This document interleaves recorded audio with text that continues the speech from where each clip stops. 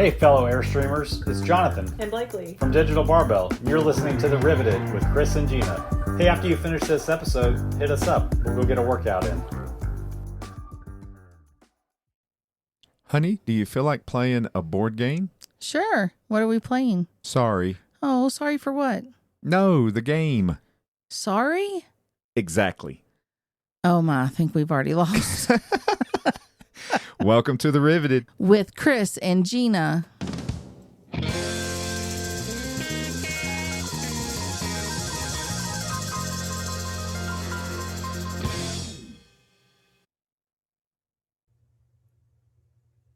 Whenever we have guests on, Gina, from the state of Ohio, I just feel like we're talking to like professional Airstreamers. Because the mothership's there? Do you get that impression? Okay, yeah, I get that. Yeah. I can see where you're coming Not from. to say that other people are not professional Airstreamers, but anytime there is a committed, passionate Airstreamer that we meet and they live in Ohio, it's like... Shouldn't everybody in Ohio have an Airstream? I would think they should. Yeah, I think they should. Yeah. That would make sense. I'm pretty excited about this because I know this lady portion of the couple that's coming on here. Yeah. Because we've worked together a little bit. Oh, I know. You know? I do know. You do know. And it was fun. So I'm excited to have her on here. Yeah, it's cool. And that's kind of part of the unique aspect of this podcast is that, you know, you meet folks out on the road, go to rallies, do things, and, you know, you connect, and then boom, everybody's welcome to be on The Riveted with Chris and Gina. Absolutely. Yeah. Even these two. Even these two. We're going to let them in. We can make an exception for them. Well, we're so excited to have our new friends, Matt and Lisa Marquand from Ohio. Welcome to The Riveted with Chris and Gina. Hi, you guys. Hello. Thanks for having us. Yeah. Yes, we're so happy you're here. Absolutely. Yeah. We have not seen you since International last year, but that's where we met. And you told us that you live in Ohio. And like I just said, that's you probably get called from the corporate all the time, and they just want you to run up there and they run something by you and, you know, like just check in and make sure that, you know, what they're doing meets, you know, your approval as being an Airstream owner in the state of Ohio. That probably happens all the time, doesn't it? Yeah. When we moved to Ohio, I mean, that was the first step. You had to get that phone number plugged in and so they could call you. Yeah, I bet so. He's quick thinking. We're the official testers for them. Yeah, I like that. That's good. Well, I mean, I would like, if I lived in Ohio, especially within striking distance, I'd be swinging by to get a coffee at the plant all the time. Yeah. Oh, they're at the museum. Yeah, just swing in. Yeah, just hang swing out. in, get a coffee. Just checking in on everybody. Yeah, like I'd be just visiting. And You'd be like the unsupervised supervisor. go to hang out at the museum on a rainy day just for the heck of it. I don't know that they live that close. You know, we're an hour away, so it is kind of far, but it is a very cool place. And I highly recommend that anybody who hasn't gone to do the tour, hit the museum. It's a very cool place. It is Absolutely. cool, isn't it? Yeah. Yeah. Well, We were actually there with you guys and didn't realize it when that very first opening for the Heritage Center there. Oh, yeah. Y'all were there? yep, We were there. we that was a whirlwind weekend for us because we just felt so special to be able to be part of it. You know, I mean, like we won the lottery drawing or whatever and just were randomly picked and got the email where they said, you know, you're in. And we were just like blown away. Yeah, Right. it was very exciting. That was our very first rally / gathering for our rig. Anything Oh. Airstream. Really? Was our Wow. Yeah. Yeah, Yeah. because we had our Airstream for a whole year before that.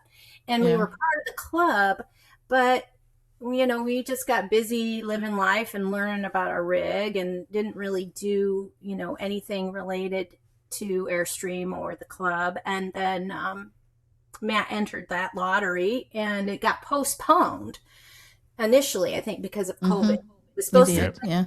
all of the previous years. So we just decided to hang on and, give it a go the next time. And so that was really our first true outing among other Airstreams. Yeah, we never really. That's awesome.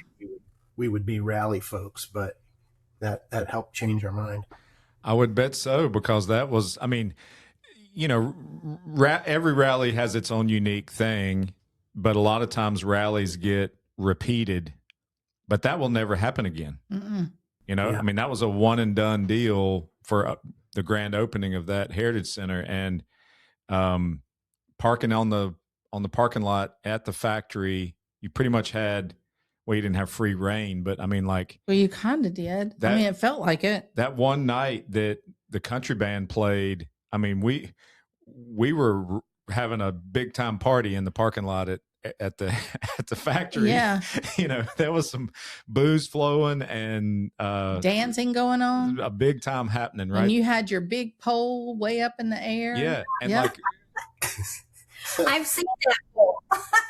Yeah, that's right. Lisa has seen your pole, baby. Yes. Didn't that make you proud? It was a very he was showing it off that night. Yeah. Mm-hmm. That pole got a lot of attention in that parking lot. It did. I have the pictures to prove it. I wished I would know. I mean, I don't know if they have assigned parking spots or not, but like where we were parked, like the factory employee that works in the factory that parks in that spot, like what do they do? What's their job in the factory? Like, wouldn't that? Yeah. You know what I'm saying? I know what you're saying. Yeah. Mm-hmm. That's kind of a weird thing to wonder. I was a little worried pulling out of there, not having been around that environment very much, and all the rivets that are like it laying in the parking lot. Oh, yeah. Yep. Grabbing a tire. Right. Yep. Yeah, that's true. Did you have any trouble? No. Okay, good. But I thought what was cool about that and stuff was the fact that it was like we were there for an event, but yet it seemed like there was multiple things happening just within the community that was there. Yeah. Like not Airstream. I mean, it was Airstream, but not that the Airstream company, Inc. put on, but just the community kind of found their own little thing to do. Like, we had the vintage Airstreams there and we had the band and there was just all kinds of stuff going on. Yeah. It was fabulous. Did you guys get invited inside for that swanky little cocktail hour with all the muckety mucks? We didn't. We accidentally crashed it. Yeah. We didn't realize that's what we were doing, but we had those like metal VIP tags for the lanyards and stuff. Yeah. We weren't sure what they were for. But yeah, we accidentally walked in and there were bags there. We're like, well, I guess those are for us. And there you go. And then realized afterwards, that probably wasn't the way that was supposed to go. Yeah. No, we didn't. I'm glad y'all went.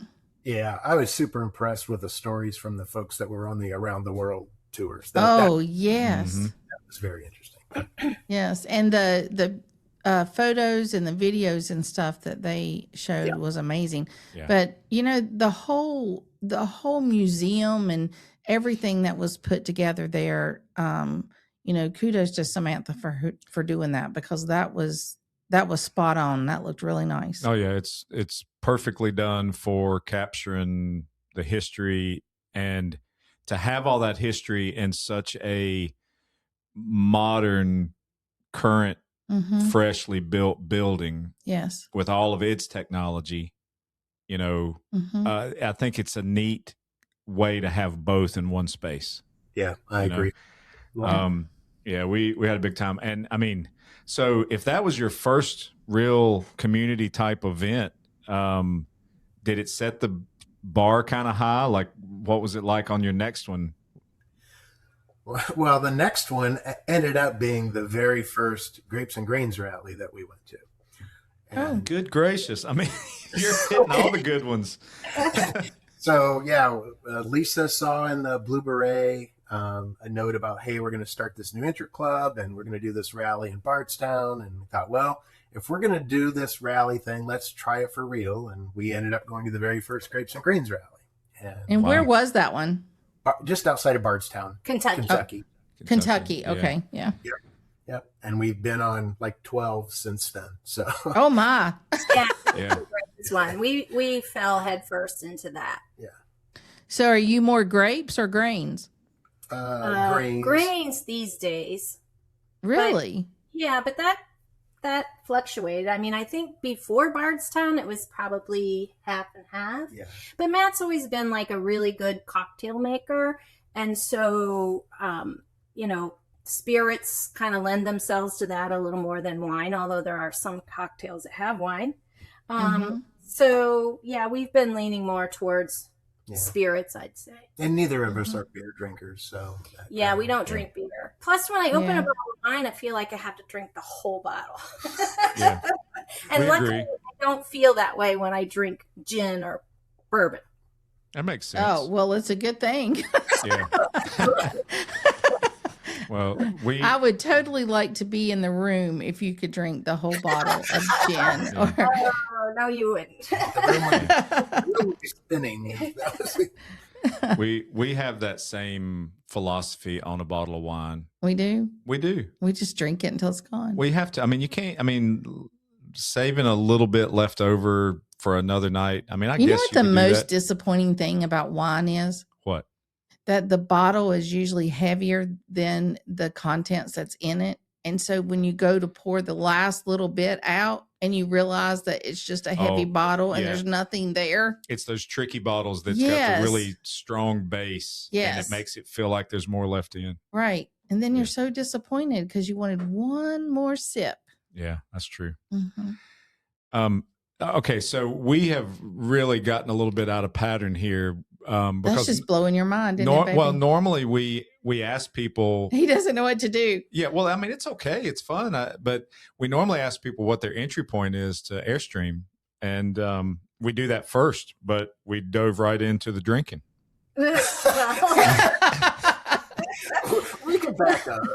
Yeah. Back it up. Yeah. Back it up. So where were you guys in life when you said, "What's this Airstream thing about? Let's see about that." Well, Lisa grew up camping with her family, and my parents only camped very rarely, and she always has wanted a camper, and I didn't want one. And I always just felt like it was going to be, we got to store it, it's going to break down, and all these things. I just felt like a burden. But COVID came around, and both my parents died during COVID. And that was really the trigger point for us to finally agree that, hey, what are we waiting for? We should do this. So we jumped, both feet first and went in the deep end and said, we're getting an Airstream and we're going to go start seeing the world. Yeah, we never considered anything else. We just knew that Airstream was good quality, and it was the camper that would drive down the highway beside us or past us when I was growing up, and my dad would always be like, "Ooh, that's really cool," Yeah. And nothing that I never in a million years imagined that we would be a part of. But once we decided to do it, we just went right for Airstream. Yeah. Zero regret. And Perfect. you guys you lived in Ohio during that time too, like you're from that state even back then. Yeah, native. Yeah, we've been here since '89. Yeah, we grew up Yeah. in North Indiana, but we went to high school together, so we've known each other for a long time. In fact, Oh wow. in just a few days, we'll have our 40th wedding anniversary. So Whoa. Congratulations. How about that? Yeah. That's awesome. So a few days, what? 40th. 40th? Yep. Where Yeah. are we? Huh? Where are we? We're 34. 33, getting ready to be 34. Okay. So we'll Yeah. be 34 years in October? Yes. Yes. So with you guys having been together for so long, and I mean a lot of life in between meeting in high school to getting an Airstream at that time frame, but like, do you feel like, or have you had different chapters? I mean, like different phases of your relationship or life. I mean, obviously, career and stuff like that, but like different things? Like, were you into something else, but similar to like an Airstream, like a different passion or hobby? Like biking or any art of those kind of or things, yeah. anything. Yeah, I see what you're saying. Matt's the geek. I'll let him answer. Oh. I've had more hobbies than you can imagine, and most things are like, oh, I don't need another hobby. Just don't even talk to me about some new thing because I'll go down that rabbit hole. But I backpacked a lot, and in fact, Lisa and I backpacked a lot when we were a lot younger. We'd been out for a week at a time in the North Cascades and in Olympic National Park and other places, Tetons and things. Glacier, yeah, and I backpacked with each of our kids individually in Wyoming, and but so that and we tent camped a lot. We used to live in New Hampshire, and we tent camped in northern New Hampshire a lot. But we got to the point where you're not going to sleep on the ground anymore, and most people want to graduate to something else more comfortable. So yeah. Well, so you want to know about hobbies, though. So Matt has sung in a barbershop quartet. Oh, now we're getting somewhere. He learned to play the violin in his 40s, Wow. 40s, when our son was playing. He used to play the guitar and sing in coffee houses kind of stuff when he was very young. What Like else? with like Woodcarving. long hair and a tip basket in front of you kind of deal? yeah, exactly. That's exactly the way. Let's see, wood carving, carved Did wood. that for a while. You've built furniture. Yeah. You played board games and still is very much into the Euro board games. He's been doing that the longest hobby ever. I think 20 years. I probably got 400 board games. So that's one. Whoa. I just have gotten into tenkara fly fishing, so that's something to do while we're out on the road. I can Yeah. in the water, so that's fun. Yeah, so he's our hobbyist. Man. Yeah. A jack of all trades. So have you joined the fly fishing group yet? I haven't yet, but Lisa's like, how come you haven't joined that? I'm like, Yeah. Yeah.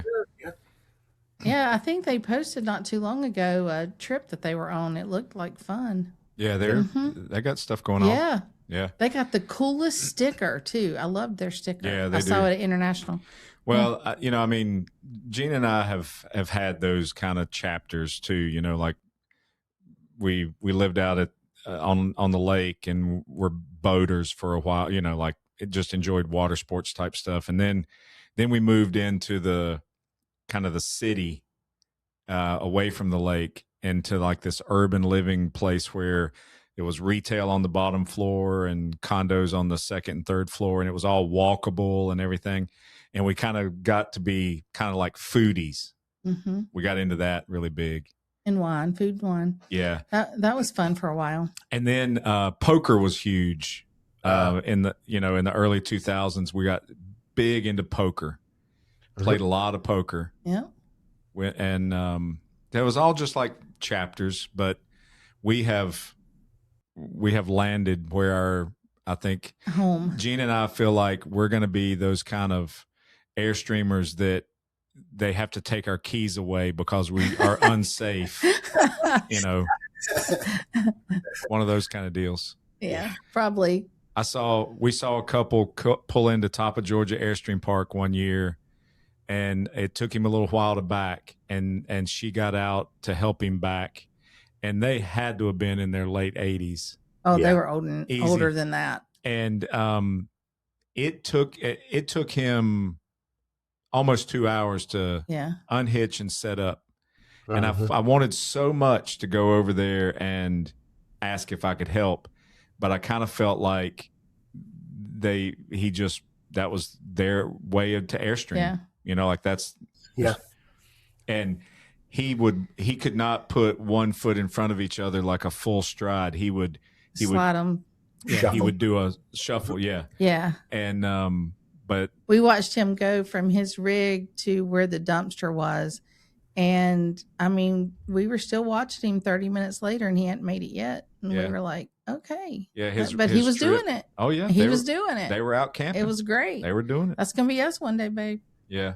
We have some folks we run into once in a while, and he's in his, well, actually a couple of them, Tom and Yeah. Keith both are in their 80s, and yeah, I mean it makes me feel good to think that someone in their 80s is still doing that kind of thing. Yes. That gives me hope. Yes. Yeah, for sure. Yes, I'm with you on that. Well, Yes. and I kind of have the opinion that because of the legacy of and the history of Airstream, that when you get older like that, it's still, you still do it just because of that aspect of the brand. You know, like if it was, I mean, maybe it'd be the same thing for like if you owned a Porsche or something unique, some unique brand. But like, I just think that continuing to do it in your late ages of life is just a way to stay connected to something that's been around Well, that it's, long. a lot of it's community. Oh yeah, You know, because yeah. like the people who do those older cars collection things, Mm-hmm. and we have a lot of friends who are, well, they're older. They're probably mid 80s, maybe even later than that, and they do the cars and they go to the classic car shows and stuff. And it's like this. I don't know if you call it a passion, but at this point, it's like that's their community, and they keep going there and looking at the cars and sitting with them and talking to everybody. And, you know, kudos for them for getting out and continue to, you know, strive and do something in their later years, their next chapter of their life. I hope that I'm able to do that. Yeah, I think for us, we're kind of introverted and never dreamed in a million years that this would lead to community. So it started as just a really awesome, you know, camper, but never imagined that it would be the community that would change our lives. And it's literally changed our lives. That's not hyperbole at all. Mm-hmm. That's awesome to hear. Well, I mean, but I call bullshit on that a little bit because I mean, the two of you are the farthest thing from inverted I think I've met recently. Okay, I was hoping that's where you were going with the bullshit thing, because I agree. Like, I have watched you when we were at International and we were doing the whole parking thing. I watched you go and talk to everybody, and there was nothing introverted about you. No way. Nothing. No. Yeah, but see, that's just because, you know, with Airstream, you have just this automatic connection, and also like the rally and, you know, those little short conversations, like that part's kind of fun and neat. I mean, that's why I love help with parking, actually. I love to talk to people when they first come in. There's so much excitement around it. People are just really ready. And I really love that part of the park. Yeah, that's true. I agree. We do a fair amount of just camping around state parks in Ohio and things, and I'll like, oh, get my coffee and I'll go walk around the campground, and Lisa is like, who is this guy? Because I'm like, I don't come back in like an hour. I'm like talking to some guy down the road about, you know, his truck or something like that. She's like, I don't know who that guy is because he's not the he used to be. Yeah, and you know, think about that too. I mean, Gina and I never did that in our neighborhood when we lived in a sticks and bricks. Oh heck no! We, you know, like we knew some of our neighbors and you know things like that, but we didn't necessarily go cruising the sidewalk in the evening after dinner to go visit. I mean, we didn't do that, but we would do that in a campground and definitely at a rally. You know, Yeah.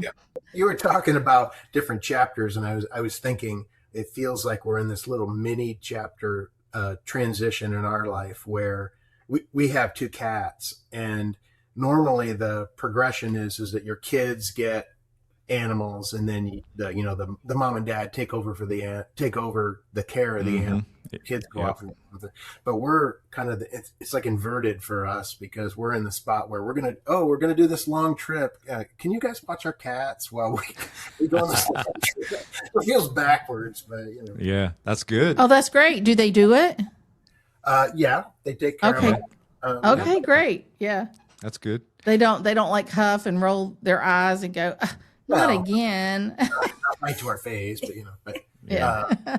But we have started traveling with our cats, so that's an interesting transition for us as well. So I bet so. Mm-hmm. We've had some folks on our podcast that travel with cats. Yeah. And it's very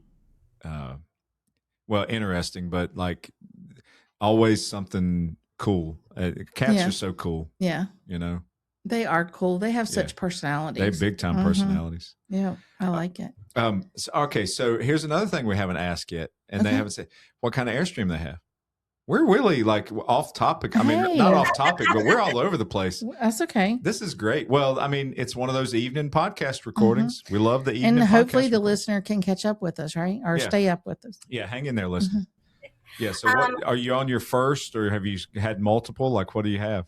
No, we've only had one, and we are hoping for one and done. So we went with a 25 Flying Cloud because we initially thought we would go smaller, and then it was kind of like, well, dual axles would be nice because it's more maneuverable. And wow, these windows are pretty awesome in the 25, but we can still take it pretty much everywhere we want to be.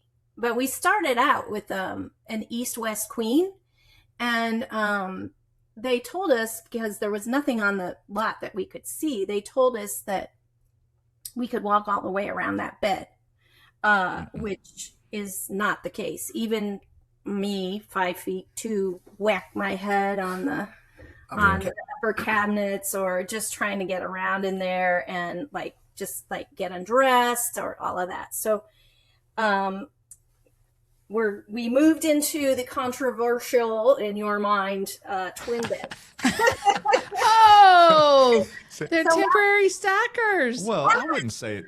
Yeah, Matt converted to twin beds. So we made some modifications. He also built a very nice cabinet that goes underneath the TV by the fridge. Yeah, by the fridge there. That gave us more storage and operates as the bar when we're in place for very long. He's super handy with all the woodworking. He matched all the laminate, all of that, and it looks really awesome. Oh, wow. So can I make an appointment, Matt? Man, that's impressive. I've already got the furniture and everything out. I just need the little thing built. Well, so you basically, what I'm hearing you say is that you were in the Queen camp, but in the same rig, you now are twins. Yes. Twin beds. Yep. So that's a first, Gina, I think. That is a first. I think when we do our audit and ask folks twins or queen, it's been one or the other from the get-go. So how did you do the twin beds in that? Did you do, one up against like an L shape, or did you do them side to side like in a normal rig? It looks just like a normal rig. Okay.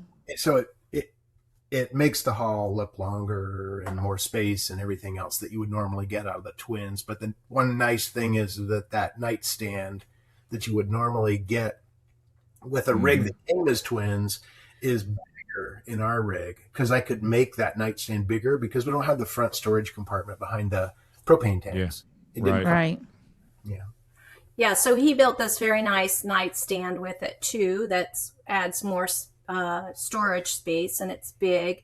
And he also made the beds like a tiny bit taller, so we have a little bit more space like under the beds. And he made the beds wider so the mattresses don't fall off, because I guess that's kind of the thing with the twin beds that are, from the factory, I guess. So he made some really awesome modifications that work really great for us. It sounds wonderful. And see, that's why I'm just surprised that you hadn't gotten the call from corporate to say, hey, come up here and let us consult with you about absolutely this twin bed thing, And think about all of the twins there are companies that are making twin bed mattress supports because Airstream has not built a base big enough to keep the mattress from moving. Yeah. There's secondary market for all kinds of stuff that you would think that they could just make a design change and they'd be done. Yeah, absolutely. Yeah, well, we were at an urban rally down in Logan, and we've been talking about it, and next thing I know, we pull into the driveway after the rally. We pull in, I go inside, and I come out, and he's already started tearing the camper apart Wow. to make things work. So once he got it in his head, he went right to it. Yep. Well, I wish that I was that skilled. I wish you were that skilled. Yeah, because and talented. Yeah, well, and determined. Hey, we have all the same talents. I'm sure he's got some other talent that is important. Like you may have heard on some of our episodes about how we've took out all of our furniture in the front of our Airstream and put in custom love sack furniture, and like that. I really analyzed that decision and made sure it would fit. But then I had no idea how I was going to cover up the hot water heater because it was under one of our dinette benches. Right. So I was like full on into the project and committed, but then I had no idea what I was going to do about that. And I mean, my limited ability of craftsmanship built a nice little storage box around it, and I put our table on top, but it is not finished well. It needs some help, honey. Yeah. I would love to do something with the dinette, but there's still way too many directions to go in. All right. So any other mods besides the twin beds? The twin beds and the cabinet and the nightstand. I mean, we did like lift kit. Yeah, did a lift. Replaced the belt line in the bottom thing with black versus chrome. Real cosmetic stuff. We're thinking of doing that soon. Yeah. Because we've already replaced ours completely one time. Both upper and lower. And went back with chrome, and they're already looking crappy again. Yeah, I did the black ones after I did the Aircrafter black things on the front for the just following through on the black flamingo kind of look. Yeah, and he just put in the new vents, the ones that Airstream are putting in their new campers. Yeah. He put those in because those other vents that were in there, we did not like. It felt like we never got enough air circulation. So that's on our list. So how do you too. like those vents, the new ones? We haven't used them yet. Yeah, we haven't tried them. He just did it in the driveway a couple days ago. So we haven't had a chance. But the people that we know who have had them, they work well. So okay. And do they fit in there the same? Like, are they tight? Or are they kind of loose? They're tight. I riveted them in, so they're tight against the ceiling. Okay. Kind of loose thing. Gina's looking at me like she just looked at me and gave me a green light on that with her eyes. Well, we just started with 4 just to see how it works. Like we didn't go through and replace all of them, but they weren't horribly expensive from Dream Supply or it was wood. Wood. Yeah, we ordered it through Woodlands, but right. That's good. Well, that's good to hear. I mean, we've seen them and know exactly what they look like cosmetically and everything, but we've not been in a rig to feel it. But we've not heard any negative feedback about it either. I should say that we also took our rig down to Wake Forest and had a solar job done on it. Yeah. So we have more solar on the roof and 2 lithium batteries in the front box and that kind of stuff. So we can do a little more off boondocking than we would normally be able to. That guy in Wake Forest, his name has escaped me, but he was at International last year. Martin. Yep, that's right. Yeah, he's a nice guy. Yeah, real nice. Yep.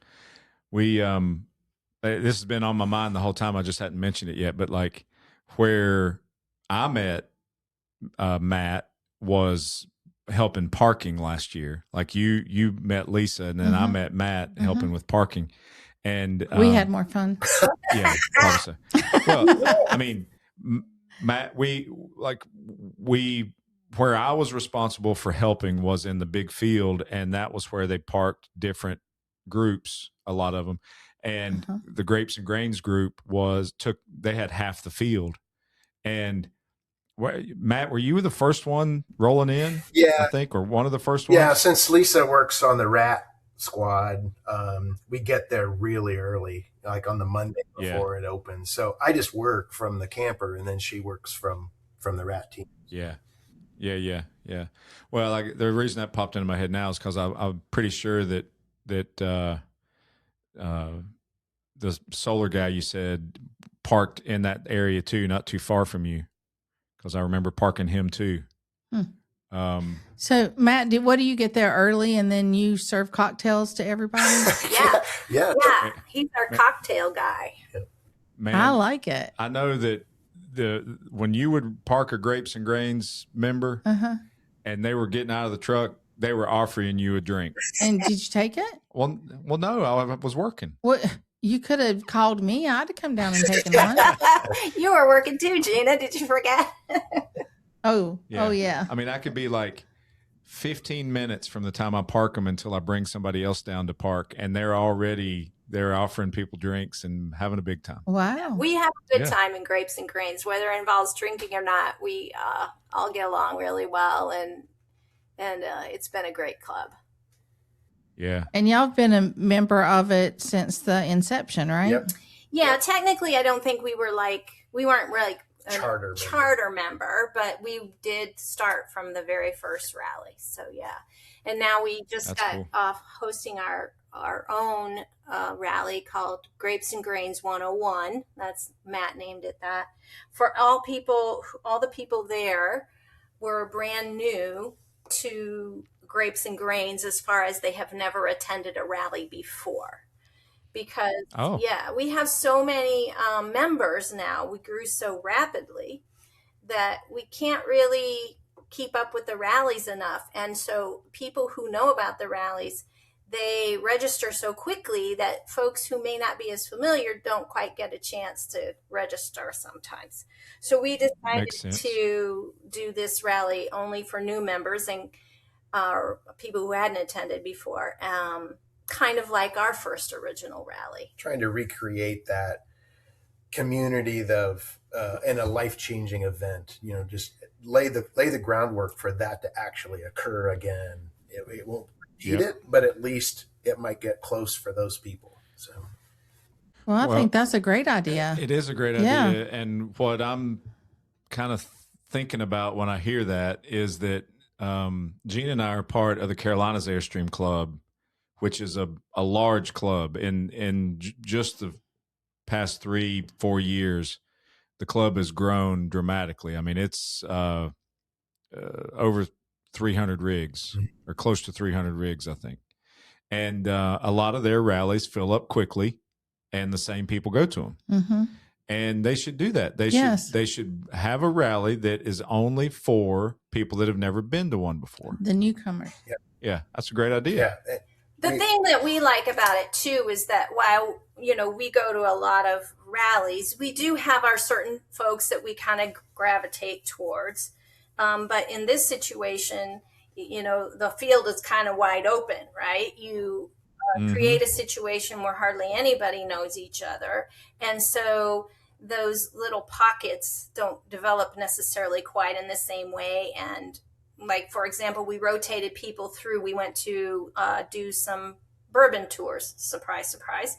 And we rotated different people into those tours each time so that everybody got exposure to everybody else, so that, you really got contact with everybody. And hopefully that helped create some friendships. And we purposefully limit it to about 25 rigs or about 50 people, because any more than that, we've always felt like you might get to the end of the rally and go, I never even talked to that person because there's just too many people. Yep.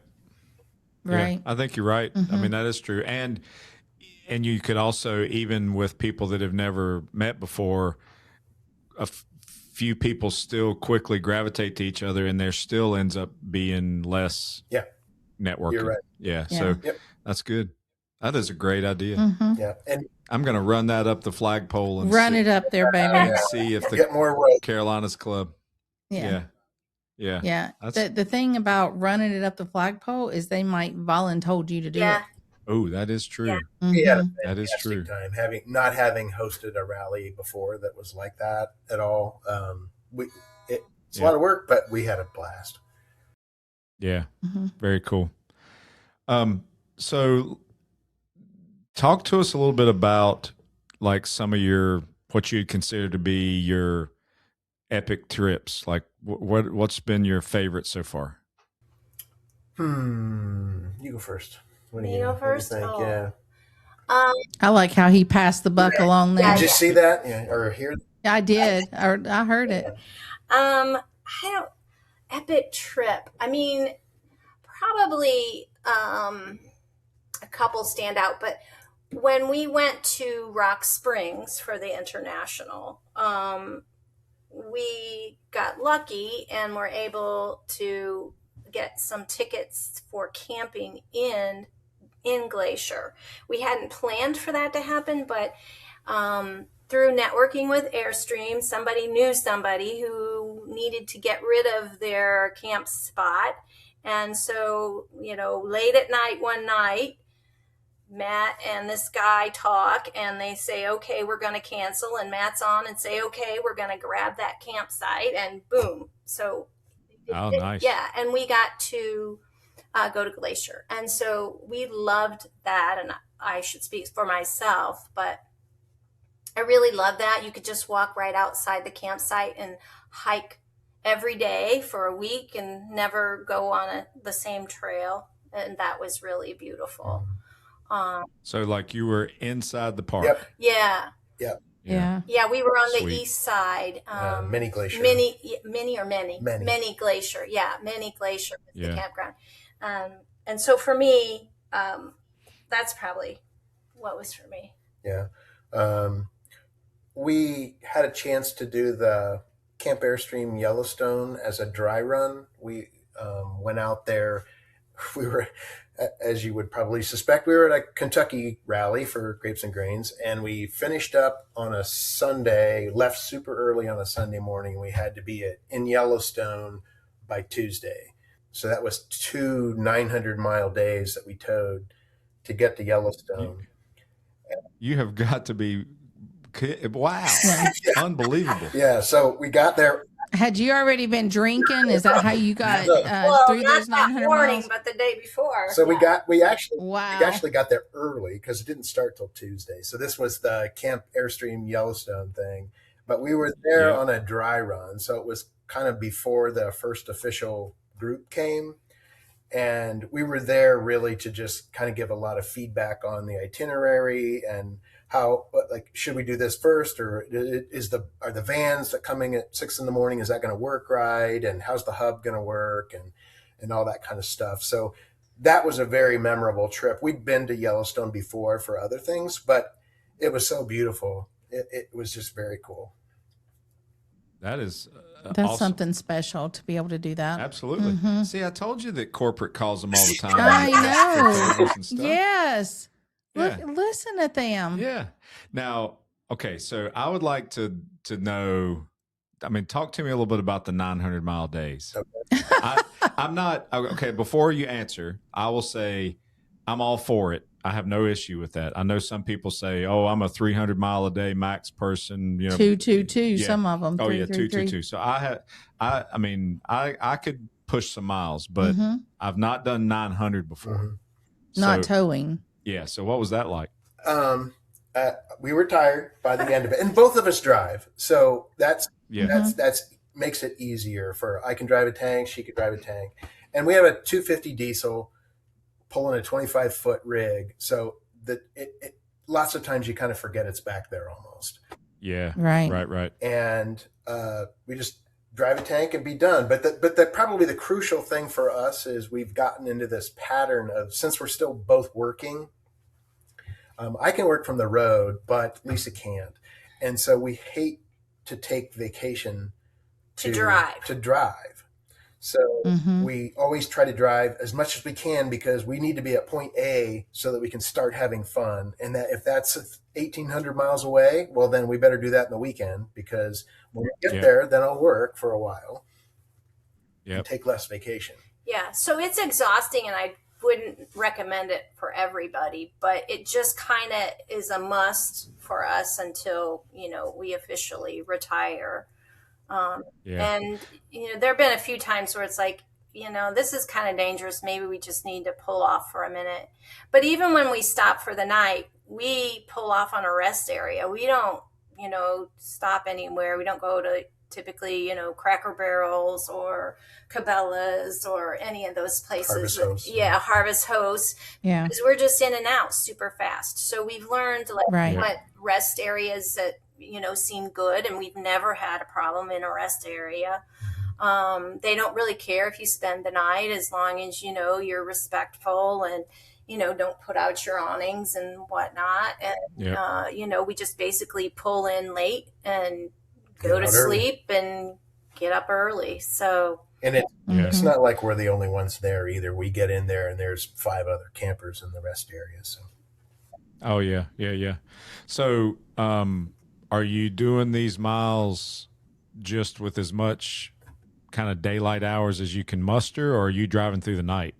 We don't drive through the night. No. Well, not in the middle of the night. Right. Well, we definitely will drive until 10 o'clock, 11 o'clock. It just kind of depends on how far we have to go. But usually we don't do that unless we're very familiar with the area. So like when we're coming home, for example, and we're on 70, we kind of almost can drive that without our eyes, So. Yeah.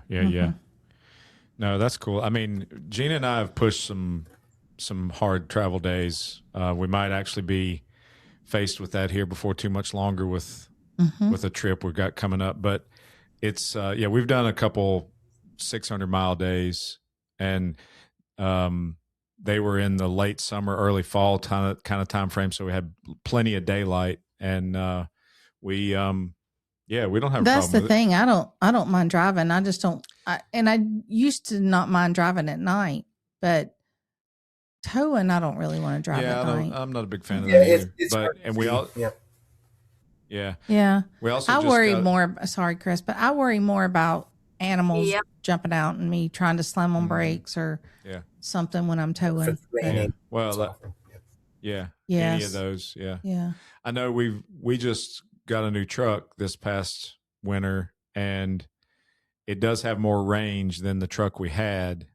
And that's what made it difficult for us to do a lot of miles in one day. Is the truck that we had a small gas tank in it. It was a gas engine Tundra. And we were literally having to stop for a fuel stop about every 120 miles. Oh, wow. Okay, And that was to give us some cushion in case we got somewhere where, it got a little longer before the gas stops. And so we were stopping about that 120 mile mark. Now, when you get out on some interstate travel, there's usually good quality fuel stops at every 100-mile interval, give or take.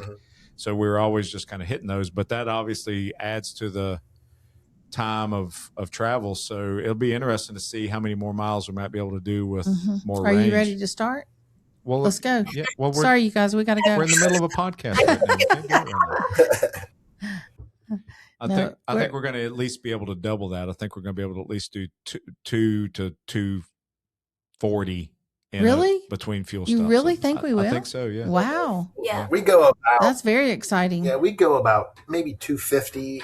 Yeah. 275 that maybe. Seems about right. And that leaves us about 100 miles left. Yeah, we never go below 100 miles left on the tank. We just don't. Yeah. We just don't do that. Yeah. We're planning actually to take a long trip, hopefully next year when Matt retires, and really go slow. So it'll be curious to see if we know how to do that, because we've never done that before. Mm-hmm. Yeah. Yeah. Well, maybe, don't necessarily do the go slow from a 200 miles a day thing. You could still bust some miles out to get somewhere cool, but then stay put for 2 weeks. Right. and just Yeah, but think of all the things they could be bypassing because they're in such a hurry to get to, from point A to point B. That just leaves it something else to go when we go back the next year, the year after that. It does. Yes. Yeah. Well, that's true. And the, just the opportunities you get to choose, like, all right, well, maybe I am going to do this 1,000 miles in 2 days to get to, wherever, versus going 500 miles over the course of a week. And then you can't really get out of a radius, But I mean, it's either way. Yeah. We just never traveled stop to see the big ball of string kind of traveling. We just have never done that before. And it might be nice to actually say, oh, let's go see that. Yeah. Yeah, it's nothing. That's the it's just a big ball. Have you heard of that? You heard of that website, Atlas Obscura? Yes. Yeah. Yeah. Yeah. They have all those kind of cool things on there. Yeah, crazy things on there. Yeah. We got to see and this is, I don't know, 4 or 5 years ago, something like that. We were down south, and there's this thing called a El Chicamino. El Chicamino. And it's what is that on there? Yeah. Oh, I didn't know it was on Atlas. It's an old El Camino that it doesn't drive anymore. It's permanent, but it has a big, humongous, life-size chicken in the back. Okay, hold on a minute. You can't say big, humongous, life-size. Oh, yeah. I'm sorry. Yeah. Because chickens are small. Okay, yeah. It's a huge, oversized. It's a giant chicken head. Yeah. And it's on in the the head, and it's in the back of the El Camino, and the El Camino's white, and the chicken head is white, and they call it the El Chicamino. Where is that? It is down in southern Alabama, not too far from Mobile. Oh, okay. We go down that way because we head to the Panhandle. We don't get all the way to Mobile, but we head down to the Panhandle of Florida, usually like October, November. So we might it's down by. Yeah, it actually might be in Louisiana now that I'm not really sure, but it's down in that general area. I can't remember, but it was on the Atlas Obscura. Yeah. So it's always fun to come across things like that. So have you been there, or you? No, we did go there. Yeah, we got we were in the area for something else, somewhere close by, and we said, "Oh, we're driving over there. We got to see that. We got to go see it." Yeah. Is that the weirdest place you've ever been like that? That would have been on Atlas. No. I mean, we've been to the place out in Washington State that's got the big, huge lumberjack and the blue bull with the big blue balls. Yeah. We've been there. I forget the name of it. And we've been to and this is not too terribly far from Minot, North Dakota. For international this year, for anybody that is interested, but we've been to the geographical center of North America. Yeah, that was pretty cool. Yeah. So there's a geographical center of the United States, which is different, but the geographical center of North America is in North Dakota, and it's not far. I mean, it's right off Highway 2, and the Highway 2 goes through Minot, but I can't remember exactly where it is. That was kind of a neat place to go. That was kind of neat. Yeah. I like stuff like that. Not really weird, but a unique spot to stay. Yeah, we like places like that, like Four Corners in the Southwest, places like that. Mm-hmm. Yep. Yeah, that's cool. All right. So what is, I assume you're going to international. Yep. Yes. Are you? Yep. Yeah. What you got on your agenda prior to that for the summer? Anything? We have one rally in Michigan in a week. Yeah. Sip of the Northern Mitt again at Grapes and Grains. Yeah. And then we have a little bit of a gap, and then we go, what is after that? We go with friends to West Virginia. We go to friends in Kentucky. We go back up to Traverse City for a different group, not a rally per se, but just with a group of people, Airstreamers. Yeah. Yeah, we have a couple from our high school days. Actually, the guy of the couple was my friend when I was growing up, elementary school. You know, we hung out in tree houses and stuff like that, and we hadn't talked for 20 years. And we went on a backpacking trip together after 20 years, got kind of synced back up again, and they bought a camper about when we camped, and so now we camp with them every year. And Very cool. That's fun. his wife was a friend of Lisa's Yeah. when she was growing up. So, yeah. So we're going to be going to West Virginia to meet up with them. And we're going to Canada after Minot Yeah. for a little bit. Yeah, we're going to meet friends in Saskatchewan. Yep. Regina, Saskatchewan. We're just mooch dock in a driveway for a week.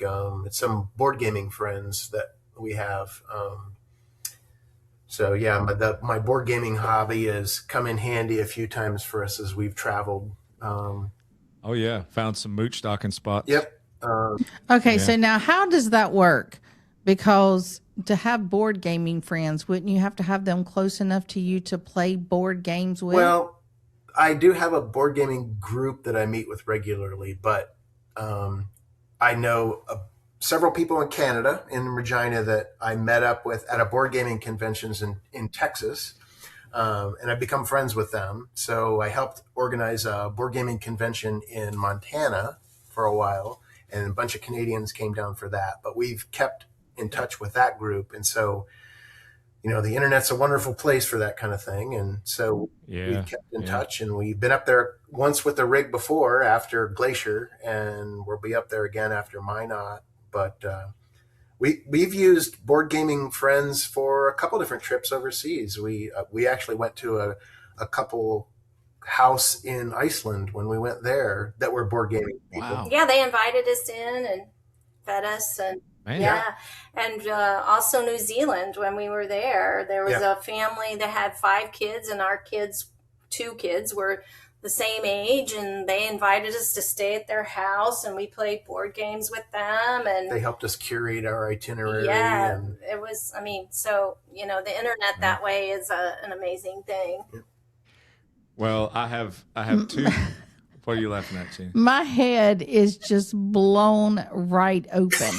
As soon as he said board gaming convention, Yeah. everything else was just blah, blah, blah, blah, blah, blah, blah, because I'm still like, what did they just say? Well, no, but I mean, think about it. I mean, that could be a super fun weekend. Depends. Why have we not joined this convention? I don't know, Gina. Like, Well- I didn't even know this existed. Yeah. Well, okay. I got 2 things that's on my mind after that little session there. One is I've never met a Canadian I didn't like. They're awesome people. Agreed. I think they're great. And then I have a little short side story about board game friends that it doesn't it pales in comparison, obviously, to what you just said. But we moved to Houston, Texas for 1 year. I was chasing a job that didn't work out, and we only met one set of friends that while we were there. I didn't have any friends that I worked with, so it was one set. And they were big card players. They played all kinds of. I mean, we met them playing poker, but they played all kinds of card games and stuff. And then they also played board games, and so that was in 2008, and we moved away from Houston, and then we just became Facebook friends. And then flash forward in 2017, we get our Airstream. We start our touring around. We're traveling around, and we're trying to hit mooch docking spot. Well, we're not purposely doing that, but we're visiting friends and family, and we're mooch docking and stuff. And so we reach out to our friends in Houston, and we're like, hey, we're coming through the area. I'd love to reconnect. And by the way, do you have a way we can park our Airstream in your driveway? And they're like, yeah, absolutely. So we hang out. We were there for like a long weekend, and we had a big time. It was a lot of fun until he pulls out this damn game called Ticket to Ride. Oh, wait. And it was already late. We played poker first, a tournament. And then after everybody left, he wasn't ready for bed. And it was like 11:30, 12 o'clock at night. And then he pulls this game out. He pulls out Ticket to Ride and tries to teach us that game. And Oh God, that game needs to be set on fire and thrown away. That's a very popular entry game Yes. to the board gaming hobby. An entry game? Yeah, and there's like I don't know, a dozen of them or more different variations of it or something. Okay, so then Yes. maybe we need to reconsider our thoughts about board gaming conventions because If that's the entry game, we struggled in a big way on that game. It just takes Yes. a while to wrap your head. But once you learn one game and then you learn another game, you learn another game, you start being much quicker at picking up rules. Yeah, I mean, it's like poker. So- You can just read the hand and you can go, oh, yeah, I know what I got to do, right? It's the same idea. It just takes a little time. Sometimes the rules for these games take like an hour to get through or more. I mean, right? it's the rules. But you know, that's more the unusual game. I think you just had a little bit too much poker and maybe you had a little or something to go with that. Probably so. Yes, Okay. I was all into the cards and the poker, and my brain was that. And all of Yeah. a sudden, he wanted me not to go on a track east west or north south, and I had to get to New York by way of New Mexico, but I couldn't go through Alabama. I don't know. I was like, you can't get to I was like, Toledo I from don't here. even know where I am at this moment. I was like, you're blowing my mind. All right, so Matt, I have an amazing idea that I'll give to you for free that just popped into my head. You're going to give it to him? Yeah. Well, he would be sounds like the most credentialed person to pull this off. Okay. Is you need to create an Airstream board game that can be played inside the Airstream. Like it can't be any larger or more cumbersome than would fit on a dinette table, and it needs to be around Airstreams. Good. Yeah, there you go. Go for that, Matt. Create a board game. All right. Yeah. you and I and we'll only you and I can work together on that. Yeah. There you go, Chris. I'll That'll give y'all something to do. Yeah. I mean, I'll only take 40% of the profits. Oh. There are some board games built around camping and like national parks or, you know, birds or, I mean, there are some pretty cool games out there. But I don't know. You know the game. Go ahead. I'm sorry. But I don't know of anyone that's Airstream yet. There's one about probably not. Oh, there is one about a campground. Of Airstream? No, just a campground in general. Yeah. Oh, gotcha. So I know an Airstream game. I mean, I know how you can invent it or the type of game, base it off of a type of game. You know the game Operation? Yeah, you just do an Airstream and then you try to put pieces in it and do the modifications and all that without touching the sides. Like and backing into the spot. You got to back it without hitting the bumpers. There you go. Try to stick the little like in so your running lights come on, you know. Yeah. Oh, yeah. I like that. Yeah. All right. So I want to go back to the board game thing a second. So I grew up. The board game. Well, okay. I grew up playing games. Like our family was really big at cards and board games, everything. And they would do all-nighters. They would play all-nighters. All We'd start on Friday when everybody got home from work. We'd have dinner. You know, people come over and we'd start playing, and we didn't quit until dinner time on Sunday. And it was fabulous. I loved it.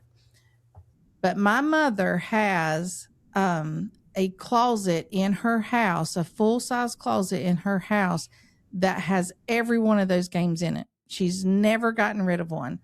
And it's piled full. Oh, so every game that you could freaking imagine from late 60s until early 2000s probably. So are there board game vintage board game purists? Oh, I'm sure there. Oh, I don't know about that, but I'm sure there's a whole bunch of vintage old games in there. Yeah. There are actually thousands of brand new games that come out every year that aren't just like, you know, Simpsons Monopoly and stuff like that. There are thousands of brand new games. But that sounds like it's a closet of nostalgia right there. Yeah. You just open it. Is. Yeah. Like it is. Time warp. Yeah. I love seeing games that have been well played. That's pretty cool. Yeah. And have you by chance been to Quartzsite, Arizona yet in your travels? No, we've not. What's it? Well, there in Quartzsite, Arizona, there is a game shop. It's called Tyson Wells. And well, Well, that area is the whole area is called Tyson Wells, and that's where they I think it's called the game shop or the game store or something. isn't it? maybe, but it is like 2,000 square feet, 3,000 square feet of nothing but games of all kinds. And I'm sure that there's other stores like that around, but that's the one that popped into my head. I mean, you're in the middle of the desert. The town is known for mining and gems and rocks, and the big RV show and boondocking RVs, all winter long. And then they have this game store, and I mean, it is very unique. I mean, it has anything and everything you could imagine. Yeah, it was fun to go in there and see. Yeah. It's Place, neat. yeah. Yeah, it sounds like a place to get lost for a long time, like an old bookstore. Oh yeah. Yeah, absolutely. Yes. You could. Yeah, 100%. Yeah. I have a group of guys that every year we get a house and we go and meet up there for the Martin Luther King weekend. And so we start on a Thursday and we don't come back until Monday. And all we do is play games and drink bourbon and whiskey and stuff the whole time and just hang out. Is it just for guys? I mean, that sucks. Wow. My group, Well, because I want to go. It's bonding. my group happens to be just guys, but it wouldn't have to be. But Yeah. Okay, so I need to know, like, in all of those times, has there ever been like, you stole my piece, dadgummit, and then like a fight breaks out and like just fisticuffs? nothing like that. We did have a situation where someone that we weren't used to got a little like aggressive in games, not like physically, but just like, take that kind of stuff. And one person left early, said, I can't take it. And so, Oh yeah, too competitive. yeah, too competitive. We want to win, but we're not. We'd rather like go make a cocktail and see who wins. We've kidded. That's cool. I'm telling you, there is nothing introverted about the two of y'all. No way. I don't know how y'all started this whole podcast No way. talking about being introverted. This is crazy. No. Yes, I love it. Well, it's been a super fun conversation. Yes. Time has flown by. We're at an hour 7 minutes. What? Yeah. Yep. Can you believe that? Wow. Yeah. That goes fast. Sorry to jump you all and around it's- and take you off script there. No. Oh, no. it's I fine. love that. That's the best thing. It is actually really good for us to do that. Yeah, because we're going to be up to 100 episodes before too much longer. Wow, We're you're just getting taking started. them off. I know. Yeah. I mean but everybody should be on the podcast at some time or another that owns an Airstream. So Right. Everybody's got a story. it's awesome. Yeah. Yes. You guys. We're good examples of that. Great. We don't have anything like amazing or anything, but we had a great time. Yeah. What are you talking about? Amazing. Your story is amazing. Absolutely Think it of is. all the things. First of all, y'all have been together for over 40 years or on 40 years. Yep. Well, is that married 40 years or from It's school? getting ready to be married. Yeah. So you've been together longer than that because you met in high school, right? So 45 years. basically so there you go. You've been together for a long time. You belong to the Airstream Club. You have the Grapes and Grains socials that y'all do all the time. And then you have the board game social stuff. You Everything. volunteer. You're Yeah. traveling a lot. You're staying mooch stocking stuff. You have a fabulous story. Absolutely. Lots Yes. going on. Just need to retire though. That's the thing. Get Yeah. rid of that. Well, do it. Yep. Do it. It'll happen. It's time. It'll happen. Well, and, Life is short. and Retire. They live in the great state of Ohio. They're right there. They're right there. Yeah. Yeah, they're in the hip pocket of, or no, they have Airstream in their hip pocket, Right, evidently. Have you? Yeah. Being from Ohio, I mean, from a convenience standpoint, have you attended any of the Alumapaloozas that are held right there at the factory? We've not gone. Yeah. Yeah, there have been a couple times where we thought we would try to make it work. It just so happens that it just has never worked out for us.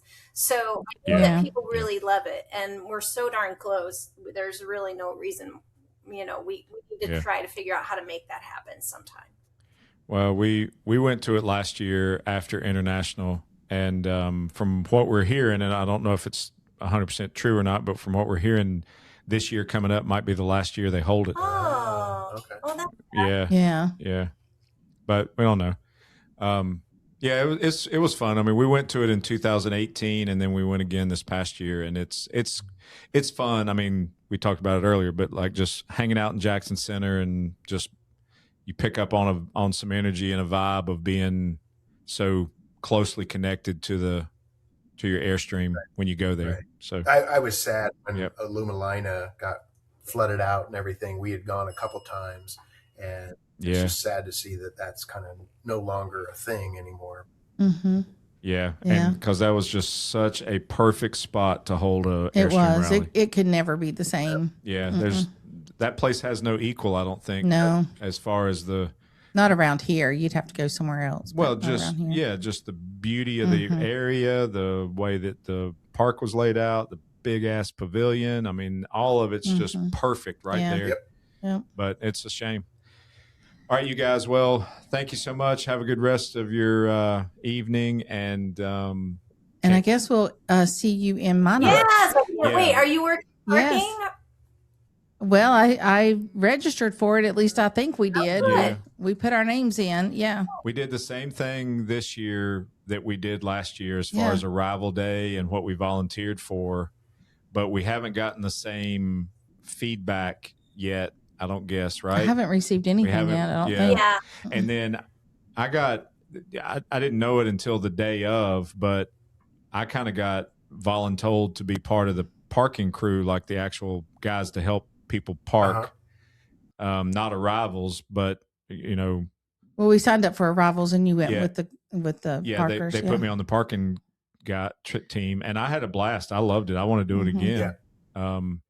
But so we'll see you guys there. We'll be there. We'll be there on Monday again. So okay, cool. You have the cocktails ready because I'm coming. As soon as I see you, I'll run out. Yes, I've got to see what all these famous cocktails you make are. Well, I can only imagine. Yeah.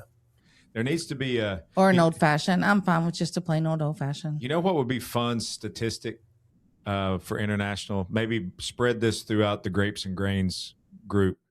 Is everybody needs to do a bottle count for what's in play during the international rally within Grapes and Grains, like from the time they get there to the time they leave. Yeah. Everybody keep up with the bottle count and then turn it in or tell everybody what it is. Yeah, and it's not that the bottle has to be emptied. It's just it has to be in play. It has to be enjoyed. Yeah, at some point. Yeah, and like what's that bottle count? That would be a cool statistic. That would be a very large number. Yeah. I mean, Grapes and Grains, I think so. Yeah, Grapes and Grains has 1,000 rigs in the club, and there's like 300 and slightly north of 300 either in the club or one that will be in Minot or want to park with us. So, I mean, there's a lot of rigs. Oh, yeah. Yeah. Yeah. And then the number of... Wouldn't it be fabulous if all 1,000 of them came? I don't know if I could take that because Lisa and I do the breakfast for the Grapes and Grains thing. So. Oh, you do? Yeah. Oh, wow. Fun. So we joined as affiliate. Is it affiliates? Is that what it is? You just joined Grapes. Just joined it. Okay, so we joined it after the rally, after the international. We felt like we were missing out on something because we'd never joined. We did. We missed out on all of it. We didn't get to go to any of it. And we're still missing out on it because we've not participated in a single event yet. Well, we've been busy. Well, you could come to the 101 rally next year if you've never been to a Grapes and Grains rally. Yeah. Oh, I'll have been to Grapes and Grains by then. Before then, we will for sure. Oh, yeah. Yeah. Yeah, that's awesome. All right, you guys. Well, thanks again so much. Thanks for the time. We will see you down the road as soon as we can, if not before Minot. Okay. And thanks for being on the podcast. Yeah, love it. We appreciate you guys. We'll see you down the road. Lots of fun. See you. Bye-bye.